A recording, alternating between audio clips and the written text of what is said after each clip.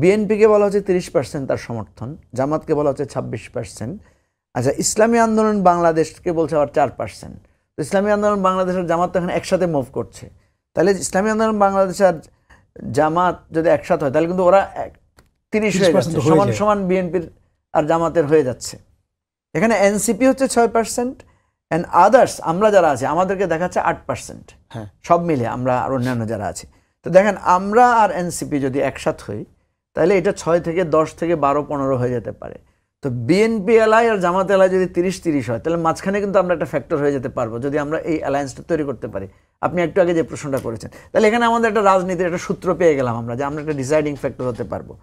একই সাথে আবার একটা জিনিস খেয়াল রাখতে হবে যে আনডিসাইডেড যারা আছেন এখানে কিন্তু আপনার 40% লেসার প্লাস এরা আনডিসাইডেড ভোট আছে। এখানে আওয়ামী লীগের ভোট থাকতে পারে, আদার্স থাকতে পারে, কেউ কেউ রাজি হয় নাই। মঞ্জু ভাই, এই জায়গায় একটু বলি, কিন্তু ওই জরিপে আবার বলছে যে জামায়াতের রাজনৈতিক কর্মকাণ্ড 53% মানুষ পছন্দ করছে, সেটা আবার 51% হচ্ছে বিএনপির ক্ষেত্রে।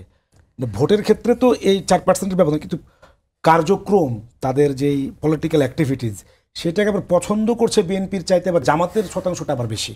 হ্যাঁ, জামাতেরটা পছন্দ করার কারণ আছে তো, কারণ আপনি দেখবেন জামাত যতগুলো কর্মসূচি দিচ্ছে, আপনি দেখবেন শহীদ পরিবারকে জামাত আর্থিক সাহায্য দিয়েছে। জামাত যেখানে কোনো ঝামেলা হচ্ছে সেখানে জামাতের আমির ছুটে যাচ্ছেন, অগ্নিকাণ্ডে যাচ্ছেন, তারা এক ধরনের সোশ্যাল ওয়ার্ক, নানা ধরনের কার্যক্রম তারা পরিচালনা করছেন। তো এটা মানুষ তো পছন্দ করবে, মানুষ কে পছন্দ করবে না ভাই? আপনি যদি মানুষকে আর্থিক সাহায্য দেন, আপনি যদি বিপদে দৌড়ায় যান, আপনি যদি মানুষের কষ্টের কাছে থাকেন, মানে পছন্দ করার তো কোনো কারণ নাই। জামাতকে রাজনৈতিকভাবে যদি আপনি দেখেন, জামাতের লিমিটেশনস কি? জামাতের লিমিটেশনস হচ্ছে একটা ধর্মীয় দল। সে ধর্মীয় দল হলে যেটা হয়, অন্যান্য ধর্মরা আপনাকে সবসময় একটা মানে মনে করবে যে আপনি তো আমার ধর্মের না, ঠিক আছে?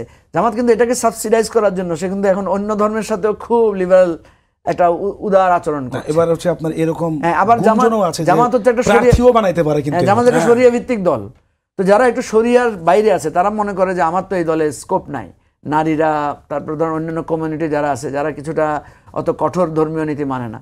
জামাত কিন্তু সেখানেও খুব রিল্যাক্সড, মানে আপনি ঢাকা ইউনিভার্সিটিতে দেখেন ছেলে মেয়েরা একসাথে বসে তারা এক ধরনের ইনক্লুসিভ ফর্ম দেখিয়েছে। ফলে জামাত তার যেই জায়গাটা তাকে অপছন্দ করার কথা, সেই অপছন্দ জায়গাটাকে কিন্তু জামাত তার সাথে অ্যাকোমোডেট করার জন্য চেষ্টা করছে।